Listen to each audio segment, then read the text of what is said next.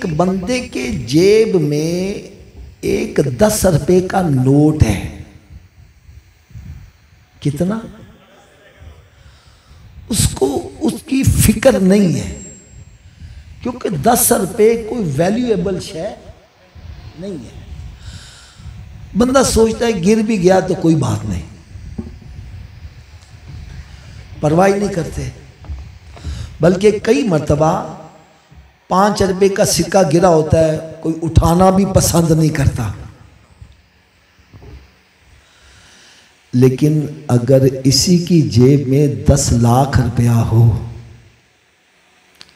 तो वो बार बार हाथ लगाता है, यार कहीं गिर तो नहीं गया, किसी ने निकाल तो नहीं लिया। इसी जेब में 10 का नोट था, फिक्र नहीं थी। 10 लाख आ गया तो बड़ी फिक्र है तो वो भी नोट है, ये भी नोट। फिक्र काहे के लिए? कि 10 लाख एक वैल्यूएबल शय है, कीमती शय है। तो जितनी ज्यादा कीमती हो उसकी उतनी ज्यादा फिक्र होती है। मैं हाथ बांध कर एक बात अर्ज करूंगा, जब हमने तस्लीम किया कि ईमान हमारे पास सबसे ज्यादा कीमती शय है, तो कभी इसकी भी फिक्र की है कि नहीं किया? चेक किया मेरे पास ईमान है भी कि नहीं है?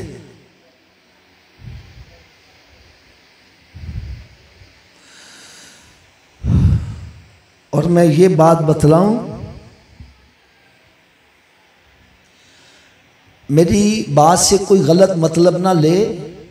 सहाबा इकराम अलैहिम रिदवान जो कि कतई जन्नती हैं, जिनको कुरान जन्नती कह रहा है, लेकिन इनको भी फिक्र लाहक थी कि हमारा ईमान भी है कि नहीं है। उनको भी फिक्र लाहक होती थी। मैं अब दलील के तौर पर एक हदीस मुबारका पेश करने लगा हूं। अच्छा, मैं इससे पहले एक बात अर्ज करूं। मैं कहता हूं भाई मेरे पास ऐनक है, आप कहते हैं हाफिज साहब कहाँ है, तो मैं आपको निकाल के दिखा देता हूं, भाई ये देखो ऐनक है। ये ऐनक का एक वजूद है, नजर आती है। मैं कहता हूं देखो ये मेरे पास है। अगर मैं कहता हूं भाई मेरे पास ईमान है, आप कहते हैं दिखाओ, दिखा सकता हूं?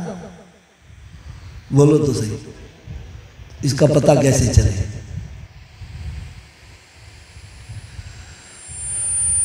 करोड़ों दरूद, करोड़ों सलाम उस प्यारे आका सल्लल्लाहु अलैहि वसल्लम पर, जिन्होंने बड़ा प्यारा तरीका बतलाया। एक बंदे को बुखार हो जाए, चेक करवाने के लिए डॉक्टर के पास जाता है। तकलीफ हो जाए, बीमारी चेक करवाने के लिए डॉक्टर के पास जाता है। सेहत बड़ी नेमत है, इसको चेकअप करवाने के लिए डॉक्टरों के पास जाते हो, हॉस्पिटल में जाते हो, अरे हजारों रुपया टेस्टों पे लगा देते हो। कभी अपने ईमान को भी चेक किया है?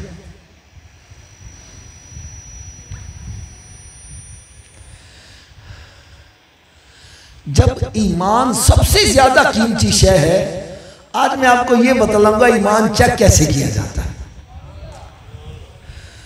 करोड़ों दरूद, करोड़ों सलाम उस प्यारे आका सल्लल्लाहु ताला अलैहि वसल्लम पर, जिन्होंने ऐसा प्यारा तरीका बतलाया कि फरमाया तुम्हें बुखार हो जाए, डॉक्टर के पास जाते हो, वो चेकअप करता है, तुम्हारा राज उसके सामने अफशा हो जाता है। ईमान चेक करवाने के लिए किसी के पास गए तो तुम्हारा अंदर राज फाश हो जाएगा। मैं तुम्हें नुस्खा ऐसा बतलाऊं, तुम खुद ही चेक कर लिया करो, ईमान खुद ही चेक कर लिया करो। अब ईमान की टेस्टिंग, पहली टेस्टिंग क्या है? और मैं एक और बात अर्ज करूं, हाथ बांध कर, अगर हमें अपने नक्स का पता चल जाए तो नाराज नहीं होना, अल्लाह का शुक्र अदा करना है कि मरने से पहले पहले पता चल गया है, मैं तौबा कर लूंगा, अल्लाह ताला मेरी खामी को दूर कर देगा। और अल्लाह ना करे अगर कब्र में जाकर पता चला तो फिर फायदा नहीं होगा। इसलिए अगर मेरी बात किसी के दिल पर चोट करे तो नाराज नहीं होना, बल्कि अल्लाह का शुक्र अदा करना कि मरने से पहले मुझे खामी का पता चल गया। पहला टेस्ट करना। मेरे आका सल्लल्लाहु अलैहि वसल्लम की बारगाह बेकसपना में एक सहाबी अर्ज करते हैं, या रसूल अल्लाह सल्लल्लाहु ताला अलैहि वसल्लम, हमें कैसे पता चले कि हमारे अंदर ईमान है कि नहीं है? हमें कैसे पता चले?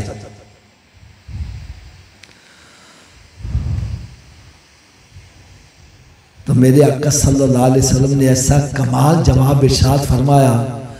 अल्लाह हज़रत अज़ीमुल बरकत रहमतुल्लाह लिखते हैं, मैं निसार तेरे कलाम पर मिली यूं तो किसको ज़बां नहीं, वो सुखन है जिसमें सुखन ना हो, वो बयां है जिसका बयां नहीं।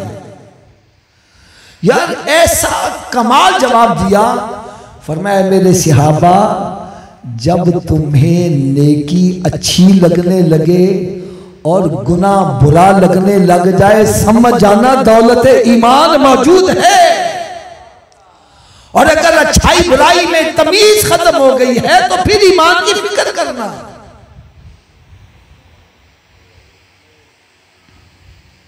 अब इसको समझाने के लिए मैं एक मिसाल देने लगा हूं।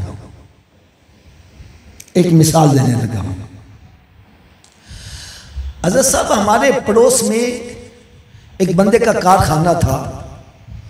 वो जब भी आता ना तो रोने ही रोता, हाफिज जी हालात बड़े खराब हो गए, महंगाई बड़ी है, उनके घर दा किचन भी नहीं चल रहा, बच्चों के खर्चे किवें पूरे करिए, रोता रहता था। एक मतलब ऐसा हुआ कि उसके मोहल्ले में फौतगी हो गई। वो हमारे मिलने वाले थे, हम वहां गए जनाजे में शिरकत के लिए। तो उसके घर के आगे से जब गुजरे ना तो घर के ऊपर एक डिश लगी हुई थी। यार ये बात बड़ी तवज्जो से सुनने वाली है, बड़ी तवज्जो से सुनने वाली है। मैं हैरान हो गया कि यार ये तो रोने रोता था, और घर में उस वक्त में डिश भी तकरीबन 1,00,000-1,50,000 की आती थी। कुछ दिनों के बाद फिर आया, फिर लगा रोने। मैं कहा यार तू रोने थे बड़े रोना में, मैं तो उस दिन देखा तेरे घर के ऊपर वो डिश लगी हुई थी। मुझे क्या कहता है, कहने लगा हाफिज जी सच्ची गल दसा, पहले साडे घर च VCR सी ते किराए ते फिल्मां लिया के देखनियां पैंदियां सी। मैं वेच के कुछ पैसे विच पाए ते डिश लवा लई, हुण वो फिल्मां दा खर्चा बच गया है। मैंने उससे अगली बात कही, मैंने कहा यार मुझे पता चला डिश में तो बड़ी बड़ी गंदी फिल्में दिखाते हैं, तो तेरे घर में बहू बेटियां हैं, उनके अंदर बैठ के कैसे देखता होगा? कहने लगा हाफिज जी सच्ची गल दसा, जो शुरू च लगन लगियां ने गंदियां फिल्मां, ते जो कोई गंदा सीन आता सी ते मैं नजरां नीवियां कर लेना सा। फिर आहिस्ता आहिस्ता वो गल खत्म हो गई। हुण नंगा डांस हो रहा होंदा, बेटी भी उत्थे बैठी, बहू भी उत्थे बैठे, बीवी उत्थे, सारे बैठे आराम नाल देख रहे।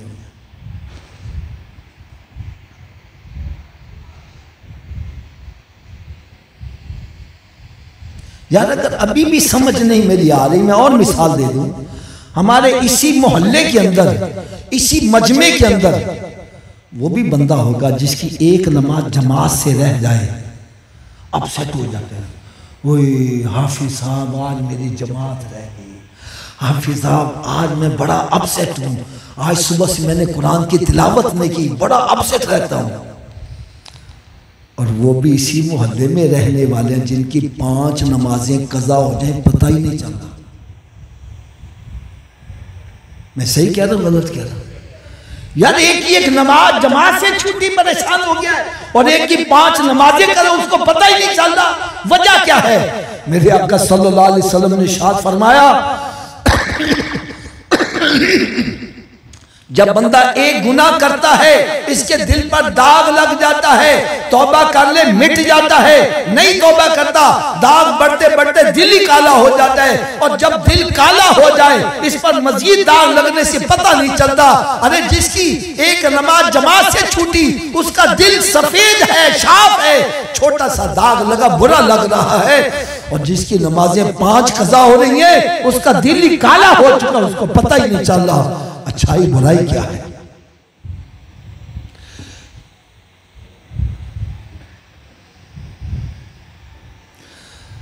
उलमा कराम फरमाते हैं जब दिल काला हो जाए, अच्छाई बुराई की तमीज़ ख़त्म हो जाती है, और फिर ये भी ख़तरा लाहक होता है कहीं ईमान और कुफ्र की तमीज़ ना ख़त्म हो जाए, ख़ात्मा ख़राब ना हो जाए।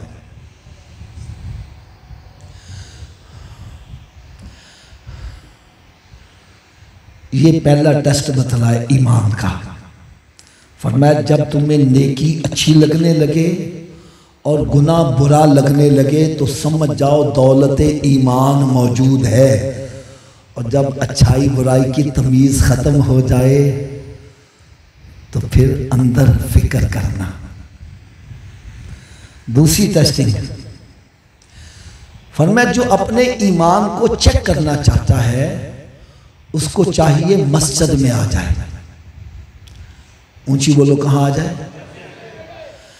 अगर मस्जिद में आकर इसको ठंड पड़ गई, सुकून आ गया है, चैन आ गया है, जिस तरह मछली को पानी में आकर सुकून मिलता है ऐसे इसको सुकून मिल गया, तो समझ जाओ ईमान की दौलत मौजूद है। क्योंकि मेरे आका सल्लल्लाहु अलैहि वसल्लम ने इरशाद फरमाया मोमिन मस्जिद में ऐसे है जैसे मछली पानी में। मछली को पानी से बाहर निकालो तड़पती है, मोमिन मस्जिद से बाहर तड़प रहा है, बार बार घड़ी देख रहा है और रजी अज़ान की आवाज से नहीं आई, टाइम कितना रह गया, अभी परेशान है। जैसे अज़ान आती है मस्जिद में पहुंचता है ठंड पड़ जाती है।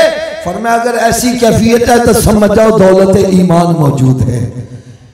इसलिए कि मोमिन मस्जिद में इस तरह है जिस तरह मछली पानी में, और अगर मस्जिद में गया है तो अपसेट हो गया है, परेशान हो गया है, जिस तरह उसको किसी ने कैद में डाल दिया है, भागने की करता है, जल्दी जल्दी ठोंगे मार के वो निकल रहा है, तो फरमाया समझ जाना अंदर निफाक आ गया है। क्या आ गया है?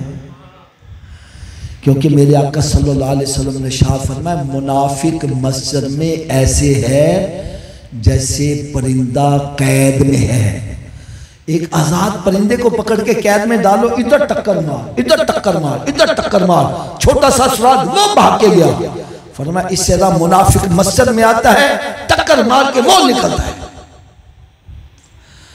अब अगर मेरी बात का बुरा ना मनाए तो मैं कड़वी सी बात क्या दूं, है? थोड़ा सा मेरा साथ देना। अगर मस्जिद में आकर ठंड पड़ जाए, सुकून मिल जाए तो अंदर क्या है?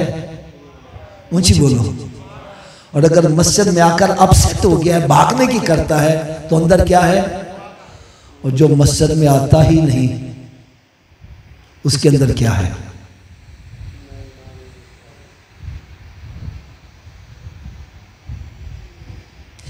मेरे बयानात यूट्यूब पर, फेसबुक पर, व्हाट्सएप पर पूरी दुनिया के अंदर अल्हम्दुलिल्लाह सुने जा रहे हैं। मेरा आप नाम लिखेंगे ना, हाफिज हफीजुर रहमान कादरी रिजवी, तो बयानात की एक तवील लिस्ट सामने आएगी। एक मेरा क्लिप था जिसको देखकर पता नहीं कितने हजार बेनमाजी नमाजी बन गए। एक क्लिप, वो क्लिप का टाइटल था मेहमान की 3 किस्में। क्या मैंने कहा? मेहमान की, ऊंची बोलो जरा, वो कौन कौन सी हैं? पहली किस्म, मेहमान आ जाए, हम कहता है जाए नहीं, और जी बैठ जाओ रोटी खा के जाना, हड्डी कादी जल्दी है चले जाना, ये पहली किस्म है। मैं कहता हूँ आ गया जावे ही ना। दूसरी किस्म, आ गया, मैं कहता फटाफट, अच्छा यार कोई जरूरी गाले तो फोन दे खा ले, निकलो फटाफट। तो तीसरी किस्म मैं कहना मेरे घर च बड़े ही ना। मेहमान दियाँ किनियां किस्मां ने? पहली किस्म आ जाए तो असी कहना, दूजी किस्म आ गया तो असी कहना फटाफट, तो तीसरी किस्म असी कहना साडे घर च यार मस्जिद किदा घर है, तो असी अल्लाह के घर च मेहमानां दी केड़ी किस्म है? हर बंदा गिरेबान च खुद झांक के देखे मैं मेहमानां दी केड़ी किस्म हां।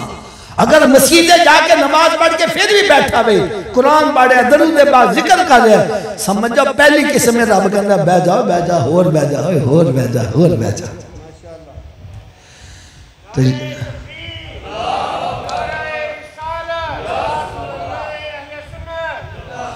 तो जे मसीते गया वे जल्दी जल्दी ठोंगे मार के और नाच के गया जिमें पीछे को कलाशन कोफ लेके बैठे 2 सेकंड बोते लाए थे उड़ा दिता जाएगा नच जाता है।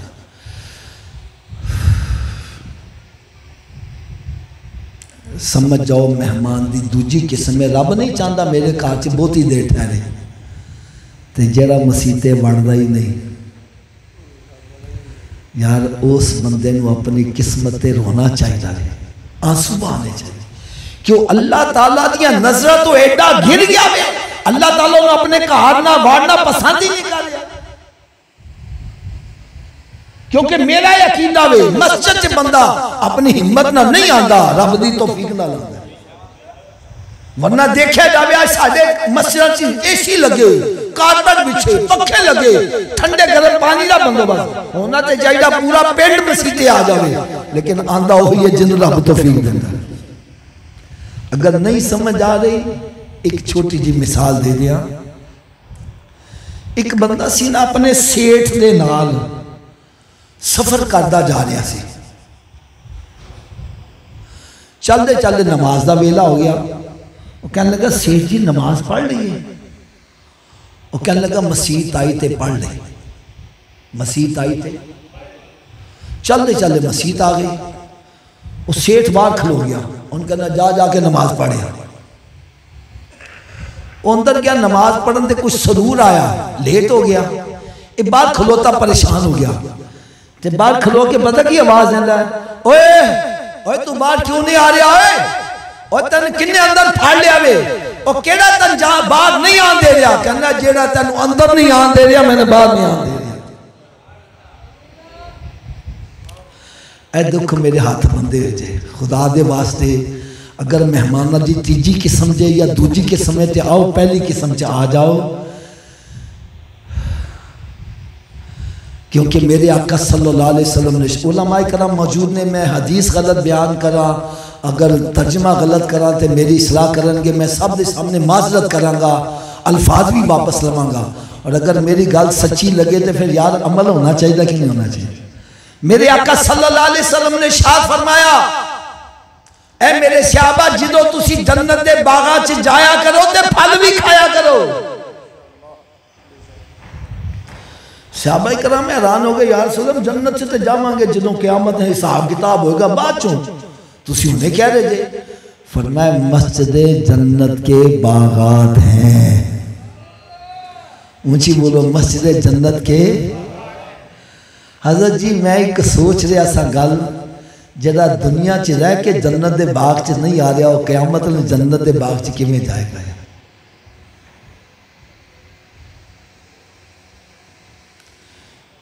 मेरे आका सल्लल्लाहु अलैहि वसल्लम ने शाम मस्जिद जन्नत के बागात हैं जब इसमें जाया करो फल भी खाया करो और फल क्या है सुबहान अल्लाह अल्हम्दुलिल्लाह अल्लाहु अकबर ला इलाहा इल्लल्लाह दरूद व सलाम पढ़ना कुरान पाक की तिलावत करना ये नहीं मसीता च जाके ग़ीबतां चुगलियां ते लड़ाई ते फसाद ते ग्रुप बाजियां बनाओ मस्जिद में जाओ तो रब का जिक्र किया करो।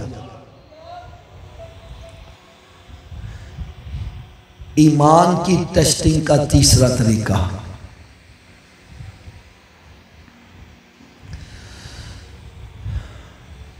मेरे आका सल्लल्लाहु ताला अलैहि वसल्लम ने इरशाद फरमाया अगर किसी के सामने बुराई हो रही हो अल्लाह ताला की नाफरमानी कोई कर रहा है तो इसको हाथ से रोक देना ये अफजल ईमान है ये ईमान का आला दर्जा है।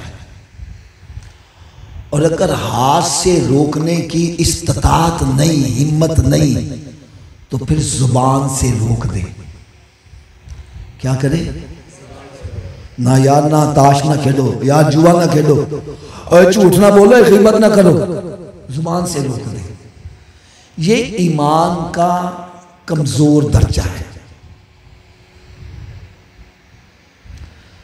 और अगर हाथ से भी नहीं रोक सकता जुबान से भी नहीं रोक सकता तो फिर दिल में उसको बुरा जाने और वहां से हट जाए। दिल से उसको क्या करे और वहां से हट जाए। बुरा जाने का तो वहां बैठा थोड़ी रहेगा, हट जाए। ये ईमान का सबसे कमजोर तरीन दर्जा है। फिर सुनो, बुराई हो रही है, हाथ से रोक दो, ईमान का पहला दर्जा, अफजल दर्जा। नहीं रोक सकता, जुबान से रोको, ये कमजोर दर्जा। और ना जुबान से रोक सकता है ना हाथ से रोक सकता है, तो फिर दिल से बुरा जाने, क्या करे? ये ईमान का सबसे कमजोर तरीन दर्जा है, और जो बुरा भी नहीं जान रहा उसके अंदर ईमान का कौन सा दर्जा है?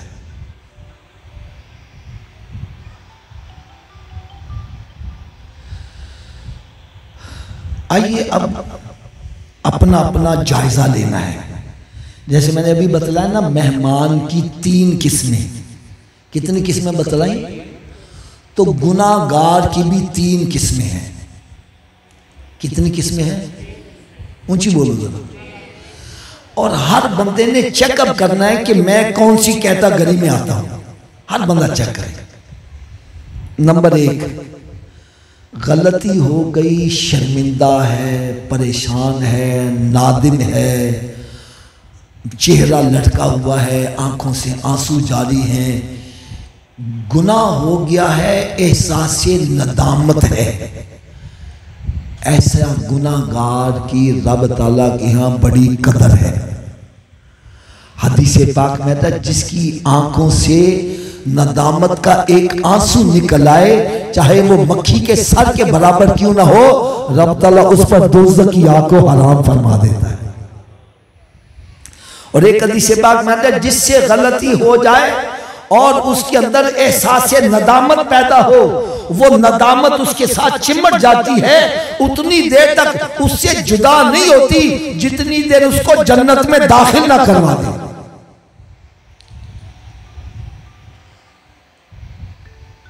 तो पहली किस्म है, गलती हो गई है, नादिम है, परेशान है।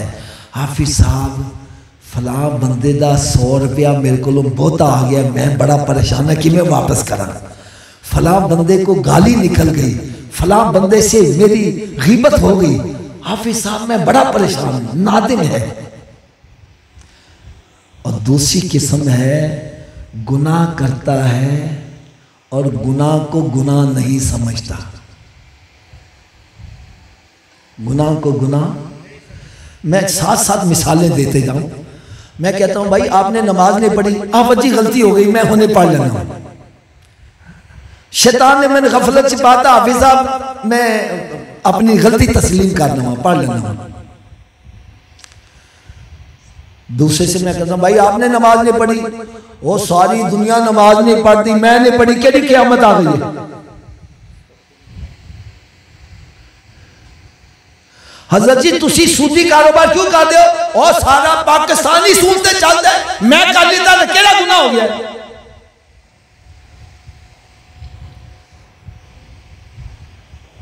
हजरत जी तुसी रिश्वत क्यों लेते हो, हराम क्यों खाते हो? और जी हलाल खावांगे तो फिर भुखे ही मरांगे, एडी महंगाई है, ये सब जायज है। दूसरी किस्म है, गुनाह करता है और गुनाह को गुनाह, ऊंची बोलो जरा, मेरी बातें समझ आ रही है कि नहीं आ रही? गुनाह करता है, गुनाह को गुनाह, ऐसे बंदे के लिए तौबा का दरवाजा बंद हो जाता है। आप कहेंगे हाफिज साहब तौबा का दरवाजा तो क़यामत के रोज बंद होगा, जब सूरज मगरिब से आप अभी बंद कर रहे हैं। और भाई तौबा तो वो करेगा जो समझेगा मुझसे गलती हुई है। जिसने कहना मैंने गलती की नहीं है, तौबा करेगा, उसके लिए तौबा का दरवाजा बंद हो गया।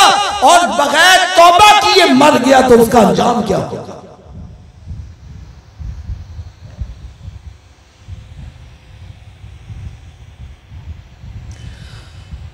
और गुनाहगार की तीसरी किस्म कौन है?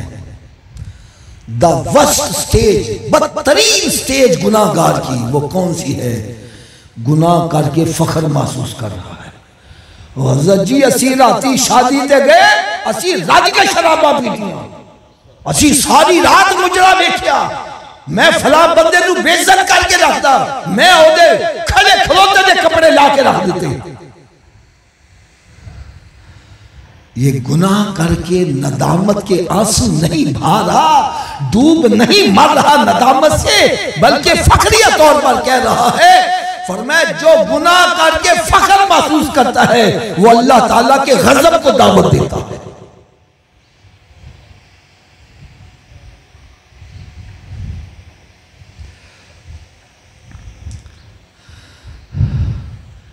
अब मैं समझाने के लिए एक इशारा करने लगा हूं, पता नहीं किस किस के दिल को ये मेरी बात टच कर जाए। एक वक्त का वजीर आजम भरे मजमे में कहता है, मैं पीता हूँ, थोड़ी सी पीता हूँ, काम भी तो बहुत करता हूँ, नदामत से नहीं फखरिया तौर पर कह रहा है। यार एक वक्त का वजीर आजम हो और हैंग कर दिया जाए, फांसी के तख्ते पर लटका दिया जाए। खुदारा मेरे सब के सामने हाथ बंधे हैं, ये इसाले सवाब की महफिल को ये ना समझा करो आए मौली साहब खत्म पढ़ो फटाफट लंगर खादा ते मुच्छा उतार देंगे आओ गए। यहाँ आने का असल मकसद ये है, जिस तरह जाहिद भाई के वालिद साहब फौत हो गए, हमने भी यहाँ सदा ऊंची बोलो यार, जाहिद भाई के वालिद साहब फौत हो गए, अपने साथ दौलत लेकर गए, कोई कोठी कार बंगला कोई बैंक बैलेंस लेके गए जी। हम भी मर गए तो हमारी दौलत हमारे साथ, कोई रिश्तेदार अजीज़ो करबा के लंगोटिया यार नाल चले गया हो गया जी, उनके साथ उनके आमाल ही गए हैं। हम भी मर गए, हमारी दौलत हमारे साथ नहीं जाएगी। जिस दौलत की खातर नमाज नहीं पढ़ते, रोज़े नहीं रखते, ज़कात नहीं देते, जिस दौलत की का खातर हलाल हराम की तमीज़ ख़त्म कर दी है, दौलत आनी चाहिए। जिस दौलत की खातर बहनों के हिस्सों पर कब्जे कर रहा है, कब्जा ग्रुप बना के बैठा है, याद रख जब मौत आएगी सबसे पहले इसी दौलत ने तेरा साथ छोड़ना है। लिहाजा जिस दौलत की खातर अल्लाह ताला को नाराज करते हो, उसके प्यारे हबीब सल्लल्लाहु अलैहि वसल्लम को नाराज करते हो, याद रखो जब मौत आई सबसे पहले इसी दौलत ने साथ छोड़ना है। अगर मैं ये कह दूं तो बेजा ना होगा, ये हमारे तन के कपड़े भी साथ आ जाके कफन का कपड़ा तो भी किसी को नसीब होता है, किसी को भी नसीब। और जहाँ तक ताल्लुक है रिश्तेदार अजीज और कबारा लंगोटिया यार, जिन रिश्तेदारों की खातर, जिस औलाद की खातर हराम हलाल की तमीज छोड़ रहा है, रब को नाराज कर रहा है, वो दोस्त जो कहते आसा न शराब खेल पियो, आसा न जुआ खेलो, ऐसी तेरे नाल मरांगे, तेरा साथ नहीं छड़ांगे, क्यों जी मर जाने फिर नाल मार दे। किथे नहीं तेरे घर वाले जिन्होंने से तू पाप कमांदा, जेड़े कहते सी मरांगे नाल तेरे, अजोना भी बाजियां हारियां नहीं, ये सब कब्र में दफन करके मनो मिट्टी के नीचे दफन करके वापस आ जाएंगे। फिर कहने ला भी अल्लाह दे हवाले, मुड़ के फेरा बांधे ने। किथे नहीं तेरे घर वाले जिन्होंने से तू पाप कमांदा, जेड़े कहते सी मरांगे नाल तेरे, अजोना भी बाजियां हारियां नहीं, ये सब छोड़ के वापस आ जाएंगे। अब तोड़ का साथी है बंदे की आमाल, नेक है तो वो भी साथ ही रहेंगे, बुरे हैं तो वो भी साथ ही रहेंगे। मेरे आका सल्लल्लाहु अलैहि वसल्लम ने शाद फरमाया, कब्र या तो जन्नत के बागों में बाग बन जाती है या फिर दोज़ख के घड़ों में घड़ा बन जाती है। अमाल अच्छे करके जाएगा वही कब्र जन्नत के बागों में बाग बन जाएगी। और अल्लाह ना करे अगर मामला इसका बरक से, न नमाज पढ़ता है, न रोज़ा रखता है, न माँ बाप का अदब एहतराम, न सिला रहमी, न हलाल हराम की तमीज़ कर रहा है, ऐसा बंदा जब कब्र में जाता है तो कब्र कहती है आने वाले तेरा आना मुबारक ना हो, तेरे आने से पहले मैं मिट्टी का ढेर थी, तेरे आने की वजह से मेरे अंदर जहन्नम की तरफ से खिड़की खुली है, तूने मुझे आके सताया, अब मैं कयामत तक तुझे चैन से नहीं रहने दूंगी। फरमाते कब्र ऐसे खुलती है और फिर जब आपस में आके मिलती है बंदे की पसलियां टूट फूट के एक दूसरे में पैवस्त हो जाती हैं। मैं एक इशारा करने लगा हूँ, मेरी दुआ है अल्लाह ताला हर मुसलमान को बीमारियों से महफूज रखे और जो बीमार हो चुके हैं अल्लाह ताला उनको शिफाए कामिला अता फरमाए।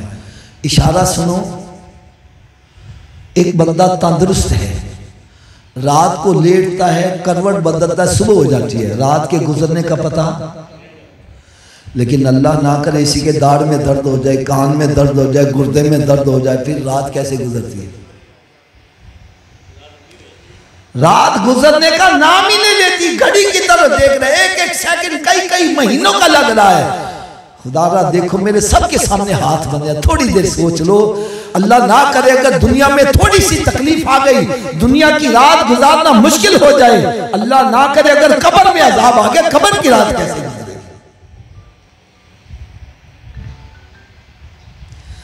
दुनिया में तो बीवी को बुलाता है, बच्चों को बुलाता है, दोस्त मेरा दिल बहलाओ, कब्र में किसको बुलाओगे?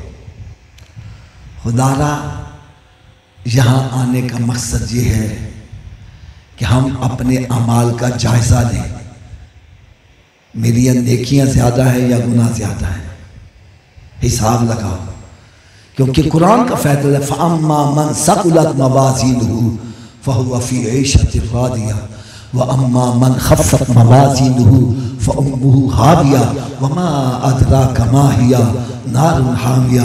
फरमाया जिसकी नेकियां ज्यादा होंगी वो जन्नती होगा और जिसकी नेकियां कम पड़ गई उसका ठिकाना हाविया है। और तू क्या समझ रहा हाविया क्या है? फरमाया वो दहकती हुई आग है। अरे एक सिगरेट की आग तो हमारा बदन ना सह सके, दोज़ख की आग कैसे सहेंगे? खुदारा आओ आज इस महफिल में बैठकर सच्ची तौबा कर लो। तौबा करने का फायदा क्या होगा? हदीस पाक में आता है अत्ताइबु मिन ज़ंबी कमन ला ज़ंब ला। तौबा करने वाला ऐसा है जैसे उसने गुनाह किया ही नहीं है। और कुरान का फैसला सुनो, सूरह फुरकान 19वां पारा, अल्लाह रब्बुल इज्जत ने शाद फरमाया इल्ला मन ताबा व आमना व अमिला अमलन सालिहन फउलाइका युबद्दिलुल्लाहु सय्यातिहिम हसनात। फरमाया जो तौबा करे, ईमान ले आए और फिर उसके बाद अमल भी नेक शुरू करे। ये नहीं कि उनसे तौबा कर लिए कल तो फिर शुरू कर देंगे गुनाह। तौबा करो तो ऐसी जैसे भैंस के थनों से दूध निकला है, दोबारा पलट के जाना नामुमकिन हो जाए। गुनाहों से ऐसे बाहर आ जाओ, दोबारा वापस जाना नामुमकिन हो जाए।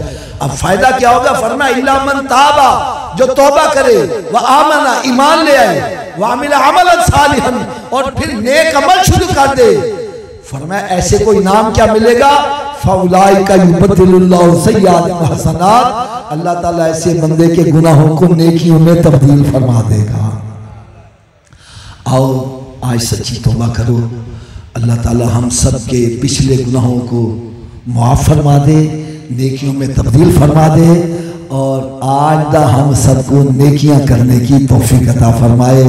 मैं हकीकी बात करूं, मैं इसाले सवाब की महफिल का मुखालिफ नहीं, हक में हूं,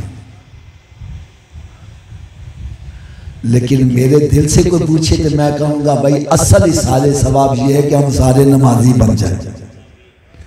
जान भाई अपने बाप के इसाले सवाब के साल के बाद खत्म दिलाएंगे, रोज नहीं दिलाएंगे। जितना भी एहतमाम आखिर में दुआई करेंगे ना, और अगर सारे नमाजी बन जाए, हर बंदा अत्तहियात पे बैठ के कहेगा रब्बना ग़फ़िरली 5 मरतबा। मैं कहता हूँ आपके इस पूरे हरबतपुरे में जो सबसे बड़ा कंजूस आदमी है, उसके दरवाजे पर 5 मरतबा जाके सदा लगाओ, उसको भी कुछ ना कुछ देना पड़ जाएगा। और जो अरहमर राहिमीन की बारगाह में 5 मरतबा हाजिर होके बार बार तकरार कर रहे रब्बना ग़फ़िरली वलिवालिदैया, मैं कहता हूँ रब ताला उसके माँ बाप की कब्र को जन्नत के बागों में बाग क्यों नहीं बनाएगा? खुदारा जहाँ कोशिश करते हो मेरा बेटा डॉक्टर बने, इंजीनियर बने, वहां कोशिश करो मेरा बेटा नमाजी भी बन जाए, मेरा बेटा आज के रसूल भी बन जाए, मेरा बेटा हाफिज़ कुरान बने, आलिम दीन बने, ताकि कब्र में हशर में मेरे साथ मोटा लगाने वाला बन जाए। वमा अलैया इल्लल बलाग।